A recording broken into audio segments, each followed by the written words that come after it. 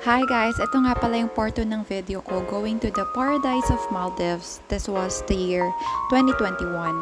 So pagkarating ko ng international airport ng Maldives, sumakay muna ako ng shuttle papunta sa station kung saan sasakay ako ng seaplane. So this is the view. Airport pa lang to pero parang nasa paradise ka na. Super worth it.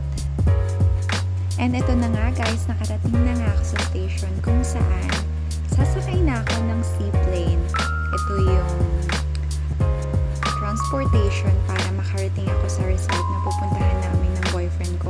Yes, boyfriend ko pa lang siya that time and mag-isa lang ako na nagpunta papunta dito sa Maldives. So, ayan. Napakaganda. Airport pa lang to pero sobrang ganda na. Kaya nga, todo video ko, feeling ko lahat ng spot dito is picture perfect.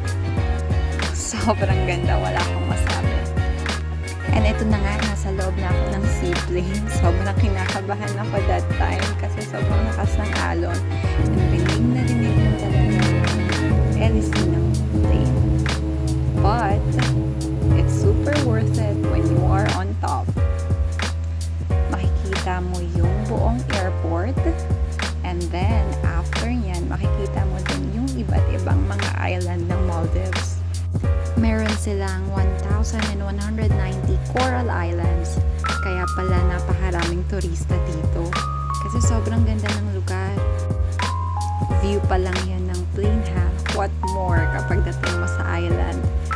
Sobrang excited na ako. Nandito pa lang ako sa loob ng seaplane. So, eto na nga. Nakalapag na yung seaplane na sinakyan namin. I'm so excited to see the island.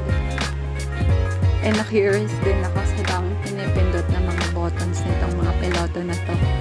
Kaya naman binidyo ko na din.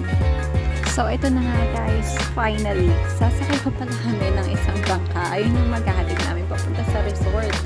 Ayun yung island na pupuntahan namin. Cinnamon Hura-Hura. So, ito na yung mga staff ng Cinnamon Hura-Hura. Kinuha na yung mga gamit namin. And that's it. Meron ko palang portrait yung video ko. Papakita ko sa inyo yung room namin. And then, yung view doon sa island na pinuntahan namin. So, ayan siya guys. Going to the island of Maldives. Actually, one of the island of Maldives kasi marami pala sila. So, ayan, F na F ko na yung pahangin.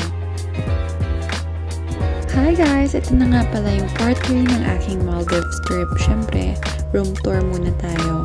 So, ito yung first room namin is over the water bungalow. Ganyan naman yung view. Oh, pack na pack. Oh, isa pati.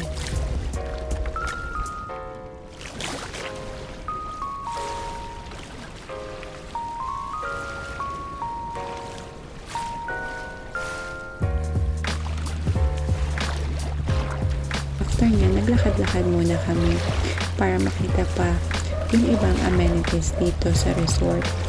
Sobrang ganda as in mapapawaw ka na lang talaga. After namin maglakad-lakad, syempre, kumain na kami. Medyo gutom na after ng biyahe. Kaya ito, boodle fight na muna tayo. So, ito you can pala. Boodle fight tuloy. Ayan. Mamili ka na dyan.